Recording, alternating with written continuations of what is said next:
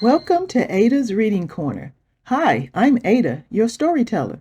Let's share the joy of reading and embrace the power of imagination, one enchanting story at a time.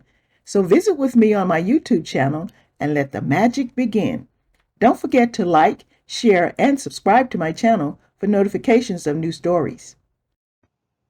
Little Yellow Truck, written by Eve Bunting. Little Yellow Truck, illustrated by Kevin Zimmer.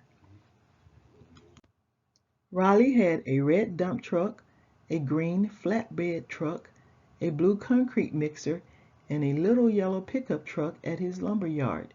One day he told them, "We have an important job to do. I have bought a piece of lumpy, bumpy, clumpy land. Together we will turn it into a beautiful children's park." Together? An important job? Little Yellow was excited. He had never been on an important job before, and never with all the big guys.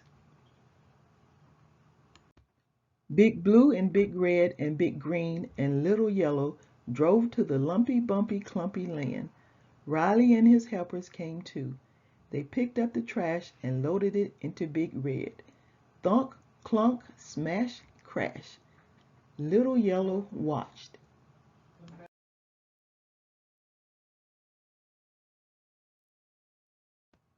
Big Red drove the trash away.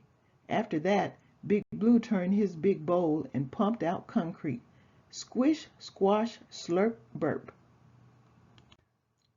Riley and his helpers created a picnic area with walkways and a little fountain. They took stacks of lumber that Big Green had carried and made a fence.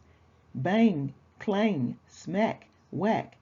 "Fabulous," Riley said when they finished. Little Yellow waited.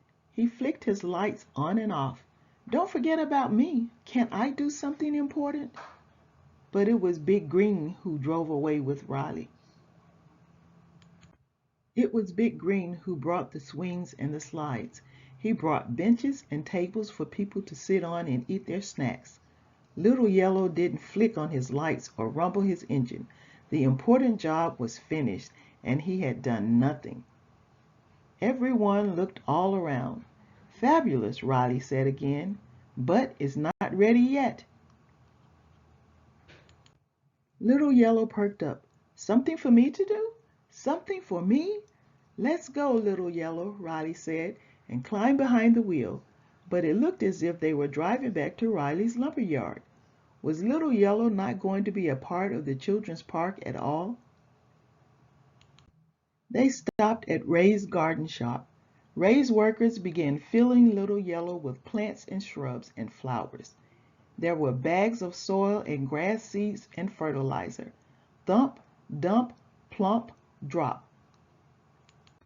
Little Yellow and Riley drove back to the children's park with the sweet smells of jasmine drifting around them. People waved as they passed. When they stopped at the red light, a small girl told her mother, "Look, it's a garden in a truck. It's so pretty."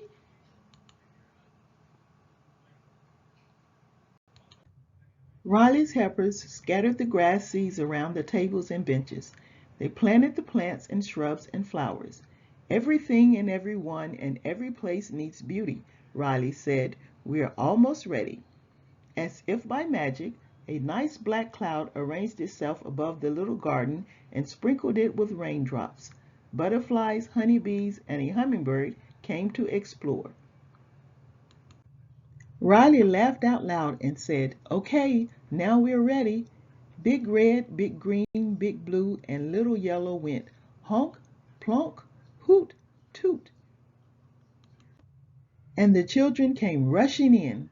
Riley's helpers cheered, and all the vehicles sounded their horns again. Little Yellow gave an extra long toot, toot, tootly toot. The children's park was open for business, and he was part of it. The end of the Little Yellow Truck. Thanks for listening, and if you enjoyed the story, then go ahead and hit that like button for me.